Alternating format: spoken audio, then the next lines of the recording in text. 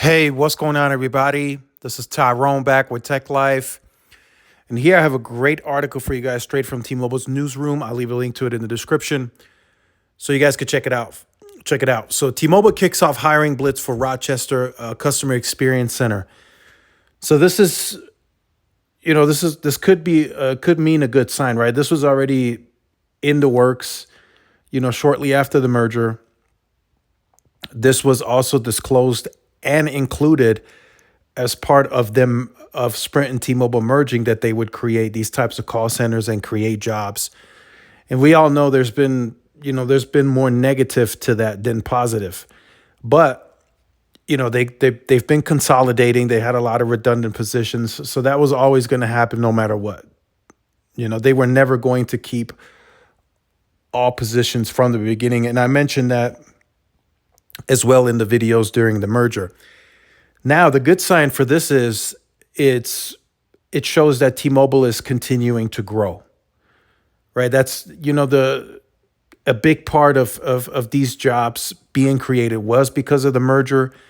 But now opening up the one in California, the call center, and now the one that they're opening in early 24 in Rochester, New York, it's showing signs that they're continuing to grow the base. And they're doing so annually of a run rate at about 3 million subs per year. So they're getting ready to become a huge wireless behemoth in the United States, right? They're at number 2 on the postpaid side, surpassing AT&T. They have a ways to go to catch Verizon, but it looks like that's what they're aiming for. So I predict them to add even more call centers in the future, right? I think this is just a start. The Rochester one, and then the one in California, they have a big one in Albuquerque, and then I think they have a few of them spread out somewhere else. They're going to need more. I think if John Fryer wants to bring back more of the call center stateside, I think they're going to need a few more call centers in the coming years, especially as they grow more in that rural footprint. They're going to need a few more call centers. If they don't, a lot of the calls are going to go overseas. So I've recently had to call, as an example, I had to call because I traded in the iPhone.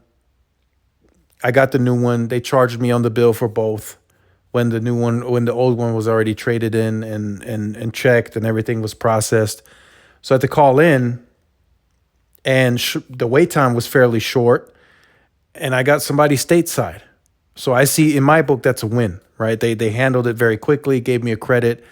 Call took 10 minutes. It was to my satisfaction. We got off the call, problem solved. I went on about my day. And that's how it should be. Should be quick, smooth, without major headache. Right? Some of these overseas reps, it could be a bit of a headache. But as I mentioned previously, in older videos, you can always hang up and call back until you get somebody stateside. That's up to you. That's just a recommendation. You do with that as you will. But I see this as a good sign, right? 1,000 new employees will be hired. That shows T-Mobile is healthy and they are growing. They are going to continue growing the company. New hires will be offered competitive pay starting at $20 per hour and benefits included. Like I said, I'll leave the article. Maybe some of you live in that area and you might want to apply, so you guys can check out the article. So again, this is good to see that T-Mobile is continuing to add these call centers. And it shows that the company's healthy. They're continuing to grow. And there will be, I'm positive, as they continue growing their postpaid numbers on an annual basis, they're going to add more call centers across the nation. So make sure you guys stay tuned for more. Like, share, subscribe, follow my social media outlets. This is Tyrone with Tech Life. See y'all in the next one. Peace.